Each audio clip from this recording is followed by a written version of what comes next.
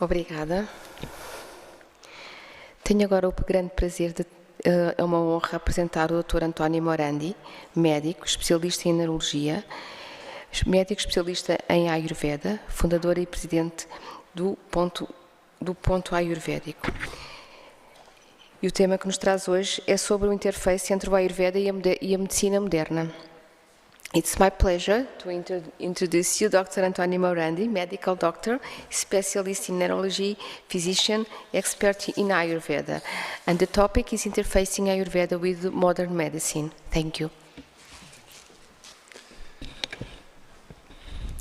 Good afternoon, and thank you everyone to be here, and thank you to Dr. Joachim, where is he? There, for to share in Āyurveda. First of all, I would like to pay an homage to my teachers, because it's very important to keep this in mind. We are nothing without our teachers. So the teachers are our reason to be here. And so, with their blessing, I can go on. So the epistemologies of Āyurveda, of yoga, and modern medicine are very different. But because, the conceptual framework in which nature, science, it depends on the environment in which they develop. That depends from many, many factors. But nature is one. No? So all these different kind of perspective, they are different kind of perspective of only one reality. It is like when we look at someone, in the front, we see them in the front, and if you look from the back, we don't see the same face. It's without eyes, but it's the same person. So they are different point of view. And so the different kind of culture develop the different medicine because they have different perspective on the same reality. And we have to keep this in mind, because the global view, we can have it only from a collaboration of different perspectives. Because if I see one person in the front, as I told, I see the eyes. If I see him from the back, there are no eyes. I cannot see them at the same time. But only knowing the two realities, I can infer the reality that is that a person has eyes in front, no eyes in the back. And so this is very important to keep in mind. From different perspectives, there are different knowledge systems, different way to explore a reality. And if you look at the difference between modern and the traditional thinking from which Āyurveda and yoga stems, we see that they are radically different. Modern is experimental, traditional is experiential. So it's based on the subjective experience, while the modern one is based on the objective experience. The modern one is based on the analysis, while the traditional is based on the synthesis. Modern is based on object. The traditional is based on relationship that give rise to the objects. So the modern is focused outside, and the traditional is focused inside. These give the modern system of thinking the will to standardize everything, while the traditional has a dynamic view. There is nothing standard. Everything changes according to different kind of variables. So we have a static, tendentially static vision from the modern point of view, in which the reality is one, in which the reality is only one perspective, while the traditional has a full, it's a continuous transformation. And at the end, very important, the traditional, the modern knowledge system take in consideration the shape and then derives the function, while the traditional system of thinking starts from the function and the shapes come later as a derivative from the function. These are the differences. And these differences are strong.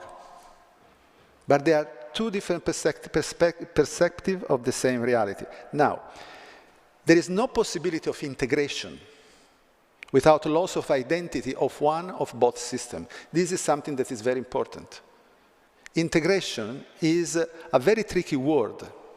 We are speaking in English now, because English is, the language of science. But it's not my language, it's not your language. English has many meanings in one word. For example, integration means, if you go to the Oxford Dictionary, means two entities that work together for the same aim, and this is fine. But the other meaning of integration, and this is, the meaning which is kept in the modern time, is that the integration is a melting of two different positions to get to the same target, and this is not possible. Because Ayurveda cannot melt with modern medicine cannot melt with Ayurveda. Otherwise, we lose one of the two or both of them. So, how can we do? How can we do? Because we need a dialogue. We need a proper communication between modern medicine and Ayurveda, because now one is not better than the other. They are different perspectives. And only from the collaboration of this perspective, we may have a different and higher paradigm. Sorry. Because, I changed the system here and everything is, okay. So we need this dialogue to solve the confusion and to induce a paradigm shift in the vision of modern medicine and science.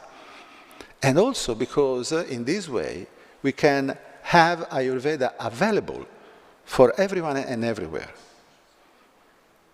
Ayurveda is not an alternative medicine. Doesn't exist anything alternative. Medicine is one, because reality is one. There are different perspectives. So the different medicine are different perspectives. I learned this from Mother India with the darshana. The word darshana, the translation of darshana is not philosophy, doesn't have anything to do with philosophy. Darshana is a point of view. Darshana is a point of observation. Darshana derives from the experience of observation. And in Charaka Samhita, in Ayurveda, you find all the darshana. You find all the 6 main orthodox darshana. And even if they are, sometimes they are different one from each other, but you find all of them, because when you need to explain something, you need one darshana, one point of view. When you need to explain something else, you need another darshana. This is something that does not exist in modern perspective. As I told you, it's static modern perspective. It's one, but it's not the only one. So we have to learn from the darshanas how to make this kind of interfacing. Because if we look at the two systems, modern and Ayurveda, we can see that there are a lot of similarities also, but also a lot of differences. And this can lead us to a very important conclusion. Because from the observation of commonalities and more than to the difference, we can really have a synergistic view and a synergistic therapeutic strategy that exploits in equal way the strength of both systems. The ability of Ayurveda's inclusive and systemic observation and the analytical and technological ability of modern medicine. We can have them together. And this is something fantastic. And this will be a new paradigm for the humanity. And how can we go on? How we can find a model? Let's use what nature teaches us, what we can find in Ayurveda classics, Loka Purusha Samya. No? The problem solving is given us by the nature, by observing nature. And so nature gives us a lot of hints on how to solve this problem of collaboration. How can we do? How can we have an interface between two different systems, so different? One of these is very simple, it's the gap junction. The gap junction is a kind of contact that the cells create between themselves, between one each other, to transfer information without losing the identity. So we have to find a way to put these two systems, like two cells, one in contact with the other, with this gap junction. And the gap junction are the commonalities that we find between the system of knowledge. So we can transfer the logic of gap junction in the logic of Ayurveda, Vedic science, and modern science. You know, these are the two things that get together, and these are the gap junction, which are the commonalities between the systems. You know, we don't have to look at the difference. The difference creates separation. If we look at the difference between us, we have only separation. Instead, if we look at the commonalities, you know, we like the same wine, we like the same music. So in this way, we know each other. We get along together, and this is the way. So through commonalities of Ayurveda and modern medicine, we can have this transfer of knowledge between the systems. So we have to analyze these commonalities. So we have to translate and localize the concept of Ayurveda, not to integrate Ayurveda. This is something very important, because Ayurveda has its own dignity, modern medicine has its own dignities, and these dignities have to be respected. So we have to find correspondence and commonalities between the knowledge system, and then to create models for mutual understanding between Ayurveda and modern science. For this reason, we created a concept a few years ago. I published some papers about it, and also we have some studies that are based on this concept. That is the concept of collaborative medicine and science, which in some way, it puts the framework on how we can create this kind of analysis. The collaborative medicine and science concept works on three main levels. The first one is the reformulation of Ayurveda epistemology in such a way that we can find a way to have the modern view to understand it. Then the modeling of Ayurveda, to create models, and then the localization of Ayurveda. Why we have to reformulate Ayurveda epistemology? We will see this later. But because Ayurveda is inclusive, while modern medicine is exclusive. So modern Ayurveda can explain modern medicine, but modern medicine cannot explain Ayurveda. So in this way, if we reformulate in an understandable way the principle of Ayurveda to the modern doctors, they understand. This is also our experience with our school. Because, modern medicine is based on chemistry. Ayurveda is based on physics, and chemistry is based on physics. Very simple.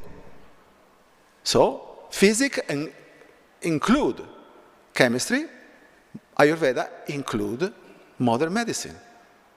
But it's not true the opposite.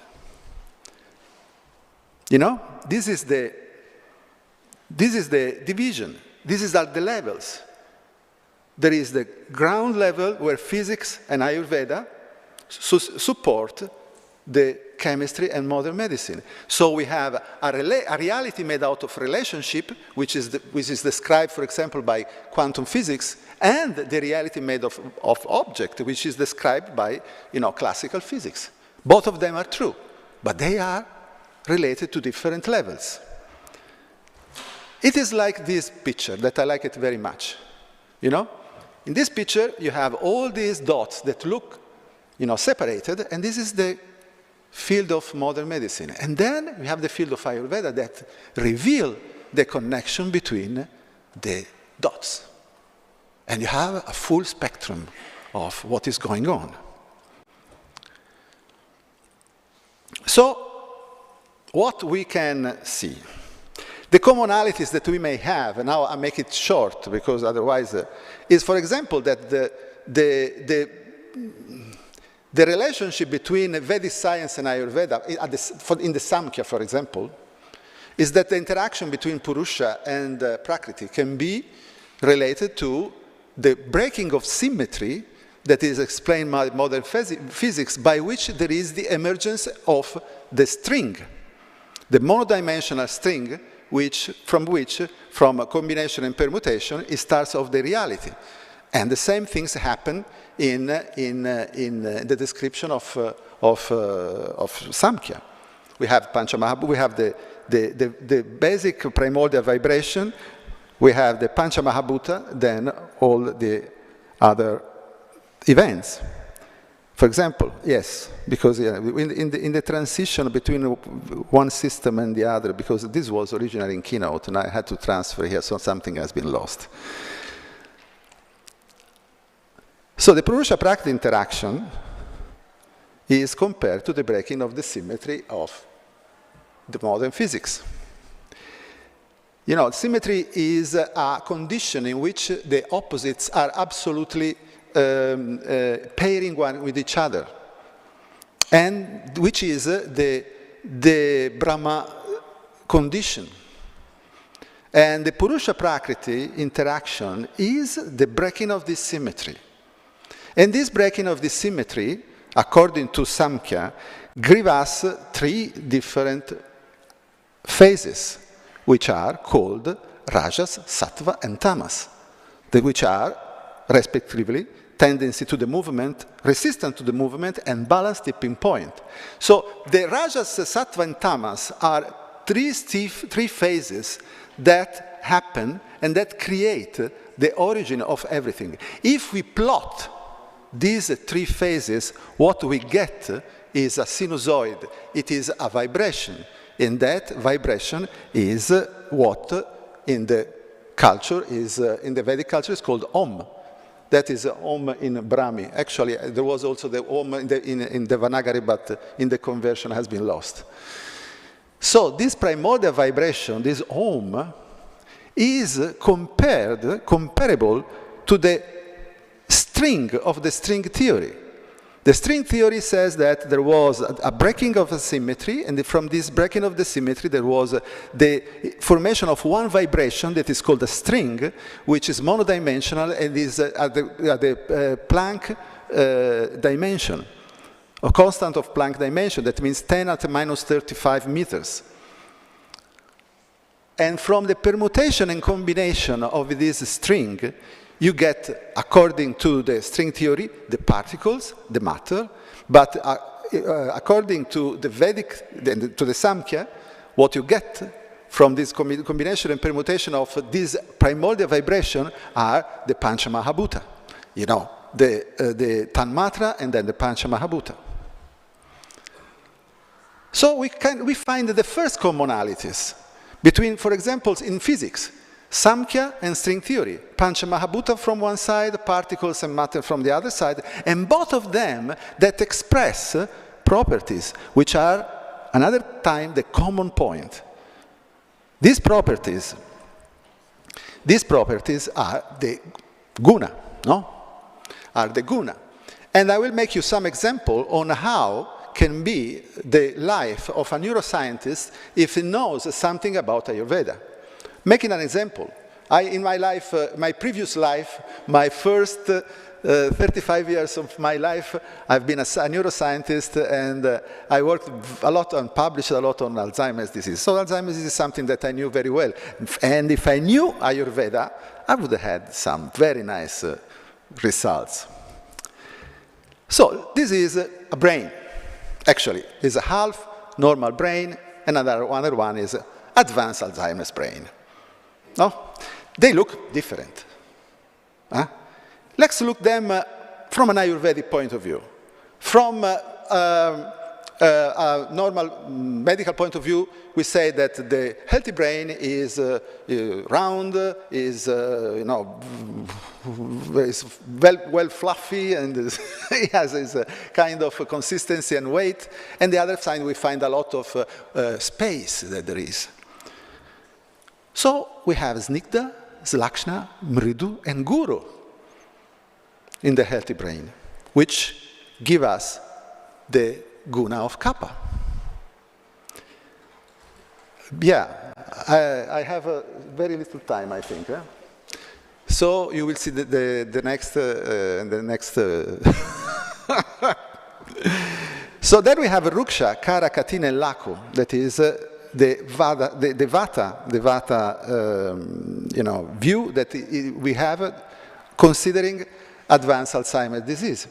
You know, the brain has this kind of shape and this kind of characteristic in the healthy one, because the kappa has to contain the agni of the neurons, which is very, very tikshna, which is very hot, and so has to have this kind of cool environment, which is lost in Alzheimer's disease. So we had the first thing that we have is that in a healthy brain we have a kappa nature, while in Alzheimer's brain we have a vata nature.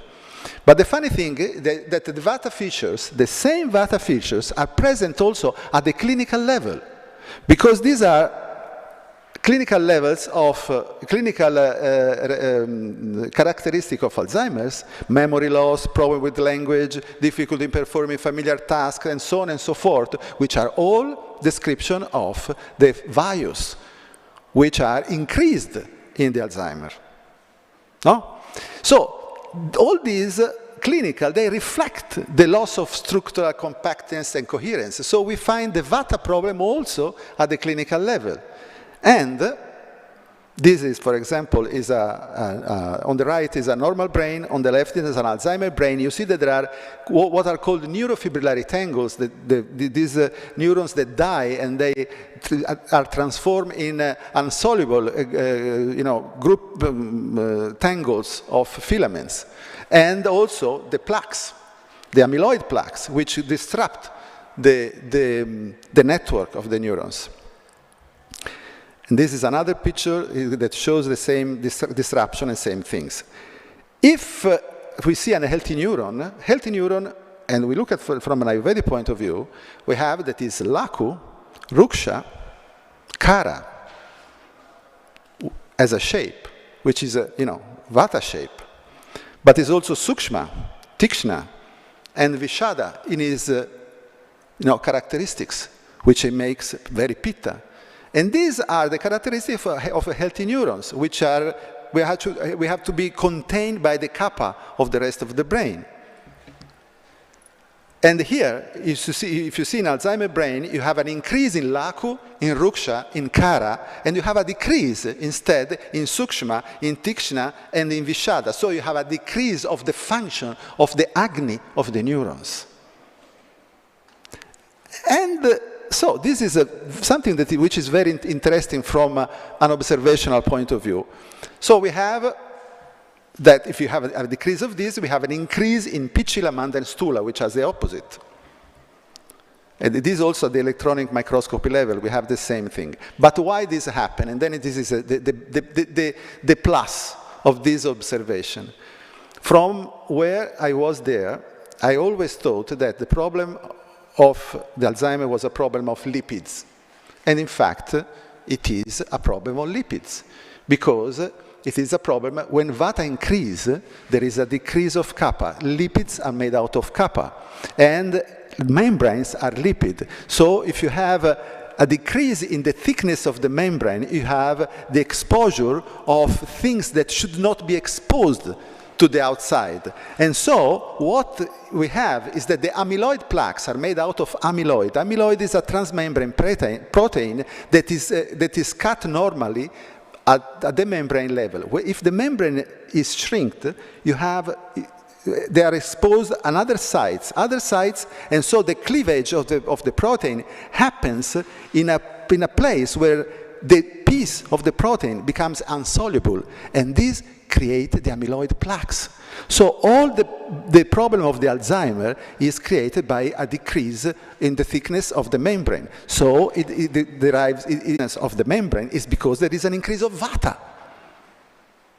So if we work on the Vata problem, we are able to prevent and also to cure the problem of Alzheimer's disease. I mean, looks very simplistic, but this is the logic, just to give you an idea.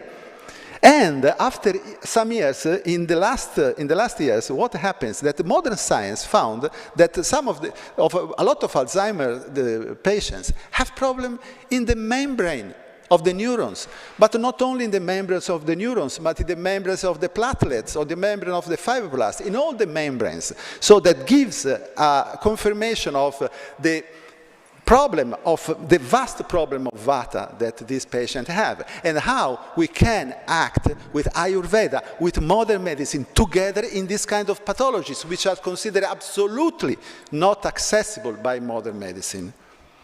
This is the thing. This was just an example, very briefly, and then I finish. This was an example of how we can reformulate Ayurveda. Then we have the modeling, how we can create models, you know? Models are very useful to overcome communication gaps due to the diverse knowledge system. They describe and formalize in logical, objective way the Ayurvedic principle to use to interpret reality. We can have simulation, visualization, manipulation, gain of intuition. And in this way, we can enhance the individual understanding, facilitate transfer system. You know, this is a mathematical thing. We can create model through mathematical modeling. You know, we have this very clear, coherent example of guna, a group in conceptual items called dosha. Coherent example of dosha, a group in functional items called dhatu. The coherence of dhatu results in ojas. Ojas is a concept which is that illustrates the coherence of the system. And this is confirmed, but you know, in Charaka Samhita, in Sutrasthana, is written there. So we have to maintain the system coherence of health to get, of ojas to get health. And now I give you an example of what is coherence. Look at this. This is a flock of birds. The flock of birds has a behavior that looks like a whole animal, a whole living being. A complex system is a system that has some kind of behavior which cannot be predictable from the examination of the single things that compose the system. Is the prabhava. No? So, the health of the flock of birds has this behavior which is not predictable from the single birds. And so our health has the same value. Our health is the coherence of the whole system that derives in what is called ojas. Ojas, the etymology of ojas is luster, is something which is shiny, something that reflects, something that is able not to let things enter inside. And this maintains the coherence of the system. So this is a kind, very briefly, this is a kind of modeling. You know, this is another very, okay. You know, this is the system, there is a predator that enters inside, and the system disassemble and they reassemble like before. This capacity of disassemble and reassemble is the health of the system. Is our capacity of health, is being able to regain our structure, our coherence after that something hit us. So health is the resilience of a human being. Health is the capacity to adapt to the system, to the variation of the system. This is health according to Ayurveda, and this is health also according to modern medicine. We published these results in a book a few years ago. Higher complexity, higher adaptability, higher health, higher ojas. Lower complexity, lower adaptability, lower health, lower ojas. And this is also has been demonstrated by modern medicine. You have a loss of complexity in all the big diseases. When you have a heart attack, before the heart attack, your heart starts to lose the complexity of its beating, and then you have a heart attack. Loss of complexity and simplification of physiological pathways represent typical features of many diseases and also of the aging. And this is the book that I was telling you about, in which we explored all this capacity of making models and define a new way of health. We published this in 2013 with Narayana Nambi, Professor Narayana Nambi. So, adaptation is the meaning of nature. Health is an optional adaptation. Look at this. This is a wonderful shloka from Sushruta Samhita. As the moon, the sun, and the air support the cosmos with releasing, receiving, and dispersing, likewise, Kapha, Pitta, and Vata support the body. This is fantastic. This is the first model. You know? This is the first modeling, Ayurveda modeling. And the third one, the localization of Ayurveda, and with this I finish, because Ayurveda must be available by everyone and everywhere. So we have to transport and apply Ayurvedic principle locally. Ayurveda in Italy is not the same like Ayurveda in India, but the principle has to be the same. But we are different. We have our own Rasayana that you don't have in India. And you in India, you have your own Rasayana that we don't have here. Here, we are in Portugal, but it's the same.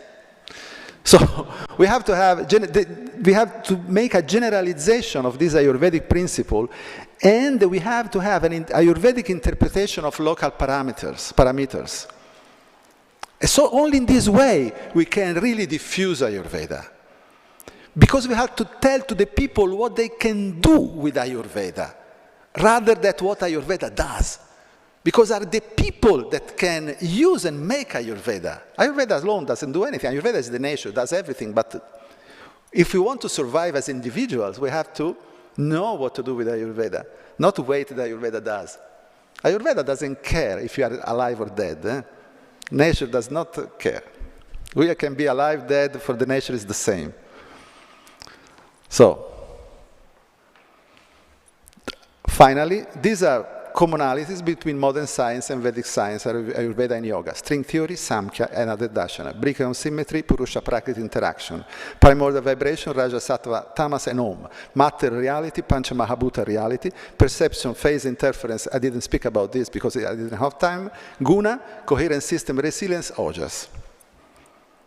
That's it. Conclusions. Ayurveda is timeless medicine and science. Wow, thank you very much. This is a very... Ayurveda gives us the spectacle to see nature through the eyes of nature. Ayurveda is based on physics, both are inclusive epistemology. For this inclusive nature, Ayurveda can explain modern medicine, while modern medicine being exclusive cannot explain Ayurveda. Ayurveda and modern medicine can be interfaced through physics. Ayurveda can be of great help in directing the observation of modern medicine and science. Ayurveda can lead to a deeper understanding of pathophysiology and support possible alternative and complementary therapeutical strategies. The implementation of Ayurveda in modern science will lead to a paradigm shift and a higher level of consciousness for the benefit of all mankind. Thank you very much.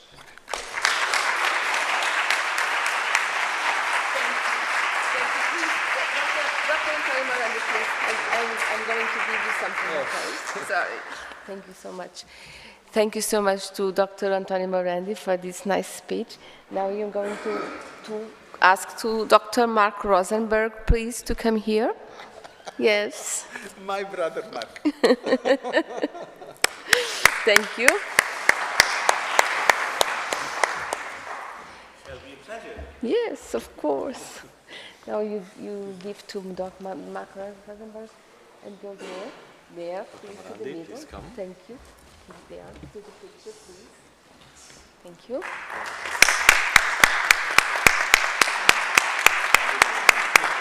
Thank you so much. Thank you, Dr. Antonio Morandi. Thank you, Dr. Mark Rosenberg.